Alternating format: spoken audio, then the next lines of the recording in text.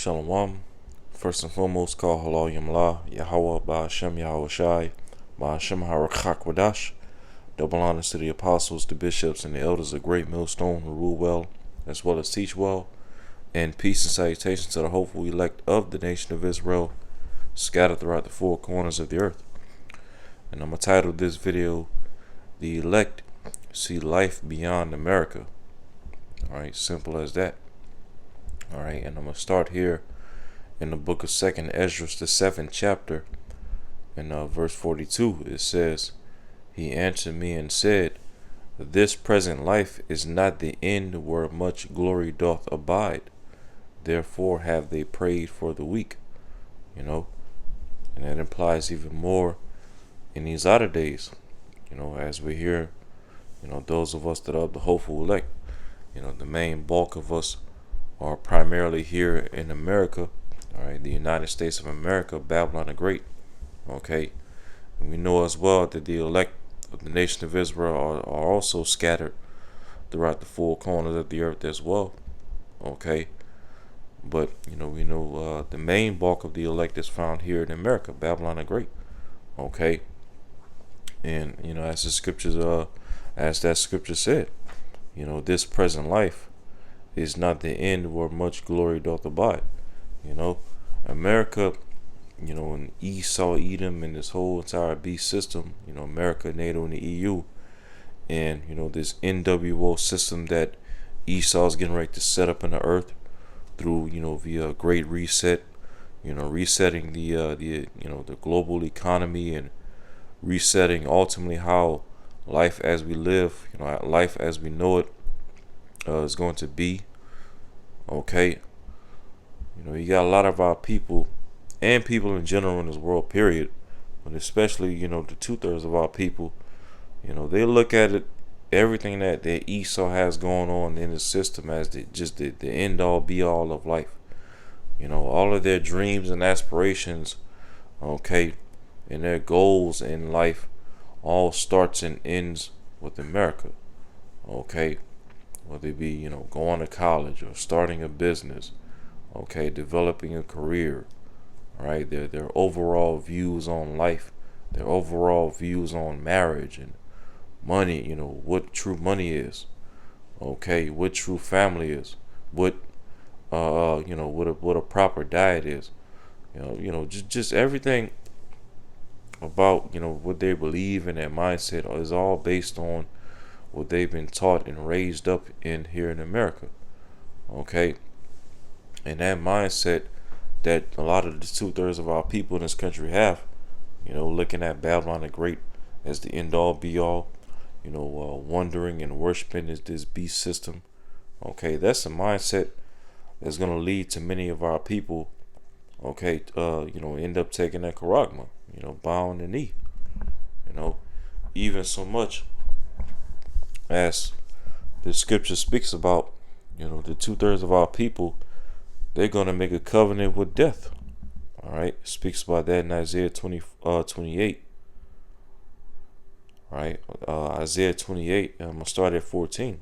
Okay, Judah is warned, as it says. It says, "Wherefore hear the word of the Lord Yahweh, ye scornful men that rule this people which is in Jerusalem." When this was written, this was originally written to condemn, the leaders of our people back in the ancient times. We can apply this today, to pretty much, speak out against all the 2/3 of our people. Okay, it says, verse 15, because ye have said, we have made a covenant with death, and with hell are we at an agreement. All right, hell, being symbolic of, this hellish condition that we're in as a people, especially here in America. All right, and even when you read Isaiah the 5th chapter, from verse 13 on down, okay, hell is also described as captivity. In as it says in Baruch, we are yet this day in our captivity. Okay, here in America, as well as wherever else our people are scattered at throughout the four corners of the earth. But as it's going into, the 2/3 of our people, their minds are so, embedded within this American system, that, they're going to end up making a covenant with this system. All right, they already had agreement with it as far as trusting in this system. Still believing in voting. Still believing in Esau's pseudoscience and his technology and his education system, his money system. Still chasing a bag, still trying to achieve the so-called American dream. 2/3 of our people are already at agreement with these things, and it's ultimately going to lead to them making a covenant with this system via what? Taking a charagma. Okay, because when you take the charagma, you're literally going to be making a covenant with Esau, Edom, and his whole entire beast system. America, along with the NATO and the EU. Okay, you're going to be making a covenant with Esau's NWO agenda, which is what?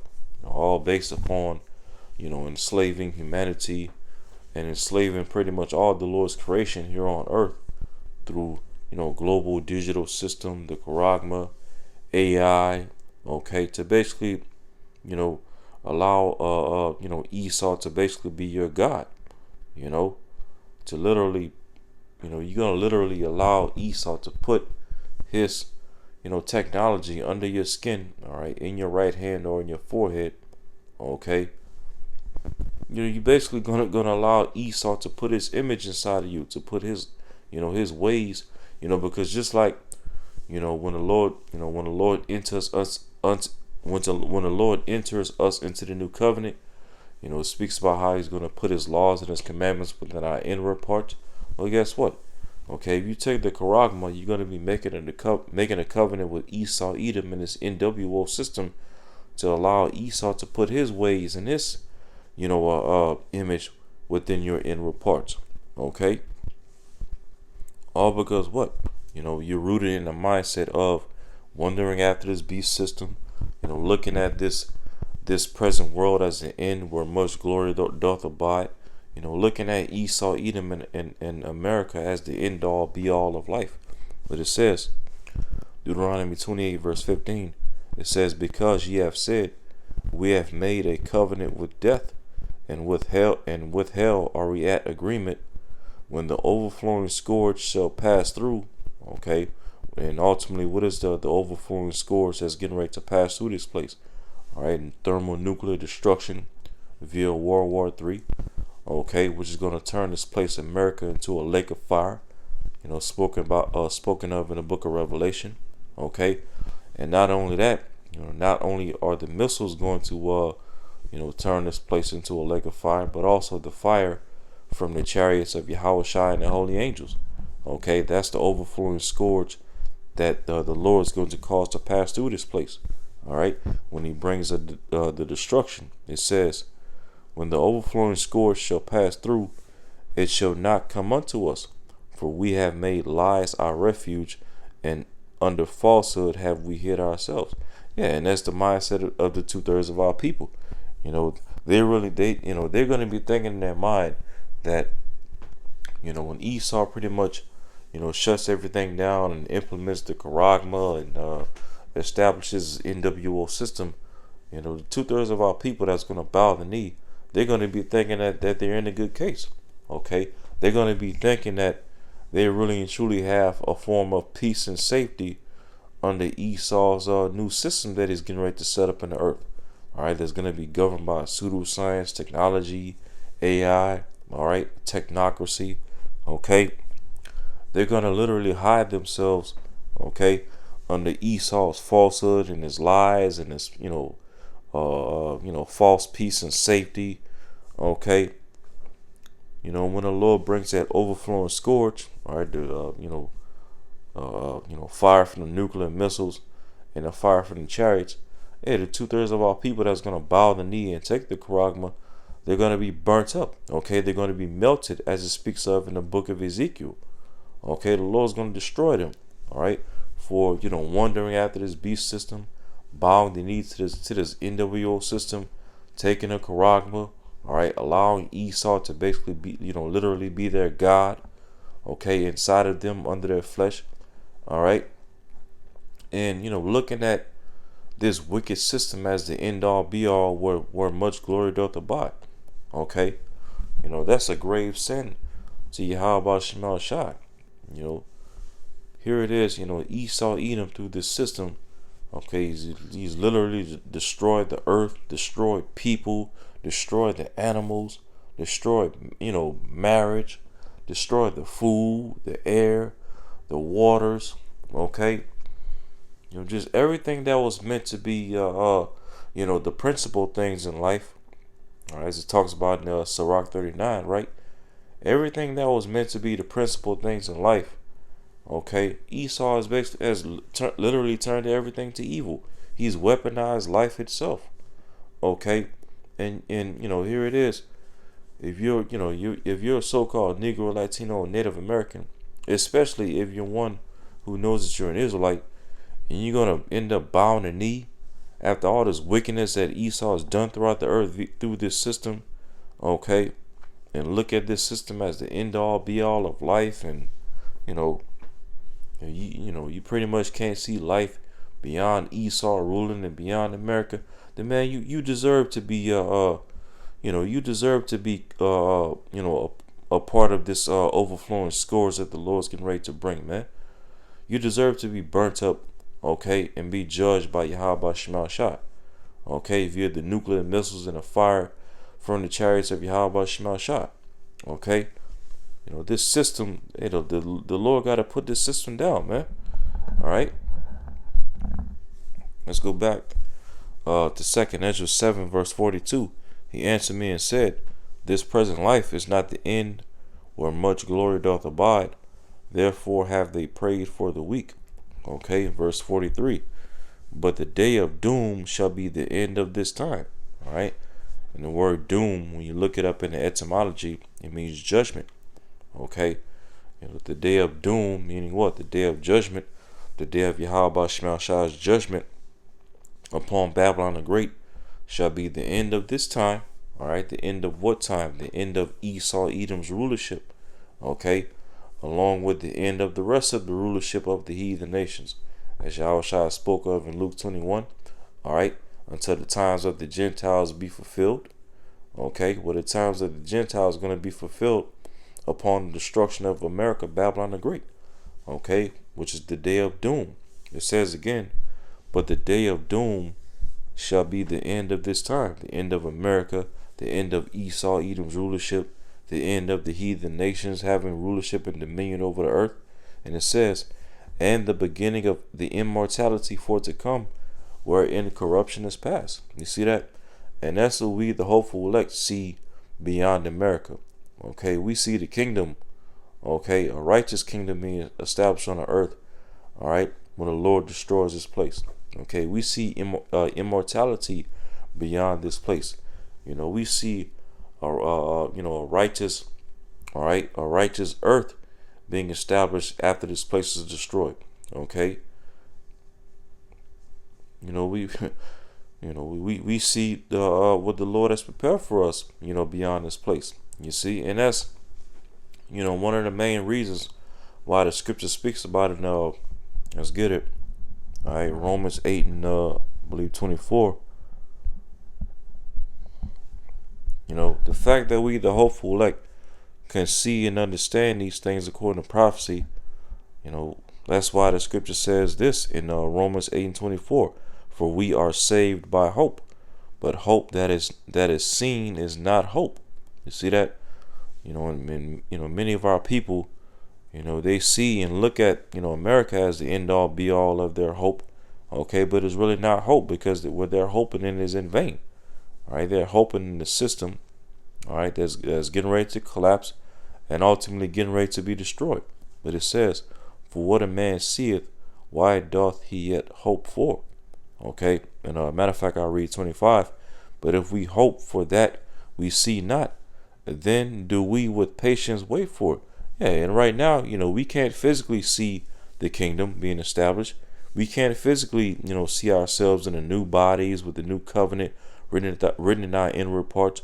We can't physically see, us ruling over the heathen nations right now. But guess what? We see it through the Spirit. We see it through the lens of prophecy. Okay, that's one of the reasons why prophecy is also known as visions in the scriptures. For the vision is set for an appointed time. You know, we see it through the Spirit. Okay, that's why even the Scripture speaks about, he that hath an ear, let him hear, and he that hath eyes to see, let him see. Roughly paraphrasing it. Okay, we have the spiritual eyes have to see these things coming down the pipe, though we don't see it physically right now. You see, and that's why, as it said, we with patience, or us the hopeful elect, we wait for it. Okay, and in our waiting, that's why we have hope. We're saved by hope. We're literally saved within our minds. Okay, saved in what sense? We're saved in the sense of, we keep our composure in this world. We keep our sanity. We don't crash out this world as we're waiting patiently for the day of the Lord. Okay, because we know and understand that there's life beyond Babylon the Great America. We know and understand that this is not the end where much glory doth abide. And we have hope in that. We wait patiently for that. Okay, and we're comforted by that message throughout the prophecies in the scriptures. Okay, and we understand as well, as it went into verse 43. Okay, that immortality is coming after this. Okay, new bodies where corruption is past. No more death, no more sorrow, no more curses. Okay, no more of our family structures being destroyed and corrupted. Okay, no more GMOs, no more forever chemicals in the waters and in the air and things like that. No more of these heathen ruling over us. All right, just no more wickedness, man. No more BS. You see, that's what we, the hopeful elect, see when it's all said and done. Just no more wickedness, just total righteousness. You see, and that's what keeps us saved in the sense of, keeping our sanity, keeping our composure in this world. That's what keeps us anchored down. All right, and that's what keeps us patient. We have hope. Whereas the 2/3 of our people, they have no hope. So that's why they're looking to get whatever they can squeeze out of this system before the Lord, soon destroys it. All right. But we, the hopeful, we ain't looking at this system as the end all be all. Okay. We can give a damn about, Babylon the Great and what these heathen have set up in these latter days. Okay. We want what the Lord has prepared for us, which is the kingdom of heaven. With new bodies and rulership. Okay, directly under Yahweh Shai. This is 2 Corinthians 4 verse 17. It says, "For our light affliction, which is but for a moment, worketh for us a far more exceeding and eternal weight of glory." All right, yeah, all the glory, okay, that Yahweh Shema Shai has prepared for us in the kingdom, far exceeds, the little afflictions that we go through in this time. The glory and the blessings and the promises that Yahweh Shema Shai has prepared for us, the hopeful elect in the kingdom, far outweighs, the afflictions and the sufferings and the hell that we're catching, all right, on this side, as we're, fighting for the kingdom. You see, this is verse 18. It says, "While we look not at the things which are seen," okay, because, why don't we look at the things which are seen? Because there's no hope in the things that we see. As we read in Romans 8, it says, "While we look not at the things which are seen, but at the things which are not seen," which is why we have hope. As we went into in Romans 8, it says, "For the things which are seen are temporal," yeah, like America, okay, as well as the NATO and the EU, and the rulership of these heathen nations. All right, that's only temporary. The Lord's getting ready to take Esau, Edom, and these heathen out, along with Babylon the Great. But it says, "But the things which are not seen are eternal." Okay, and the 2/3 of our people, they look at this system as eternal. All right, but hey, we, the hopeful elect, we know and understand that this system is only temporal. Okay, it's only but for a moment. Just like our light affliction is but for a moment, as it went into in verse 17. Well, guess what? Babylon the Great and the rulership of Esau, Edom, and these heathen nations is also but for a moment. You see? But the things that we can't see physically, such as the kingdom of heaven, the new bodies, being joint heirs with Yahweh Shai, ruling over the heathen nations with a rod of iron, establishing this earth in total righteousness. Okay, we can't physically see these things, all right, but hey, we see it through the spirit. We see it through the lens of prophecy. Okay, and these things are eternal, and we have hope in that. We have faith in it. Okay, so hey, that's pretty much the moral of this lesson. Nothing too deep, nothing too long-winded. Okay, this place, this system is not the end all be all where much glory doth abide. Okay, there's another glory coming after this. There's more life coming after this. Okay, and it's all going to be established. Once Yahweh Shah returns and delivers the elect and set up the kingdom of heaven. That's when life is really and truly going to begin. Okay, because especially for us Israelites, because when that life begins, it's going to be no more death. No more sin, no more going off against Yahweh Shema Shai, no more of these heathen nations having a shot at ruling over us. All right, that's all going to be done away with, as it speaks of in Revelation. The former things are going to be past, roughly paraphrasing it. All right. So Lord willing, this video is edifying, and until next time, shalom.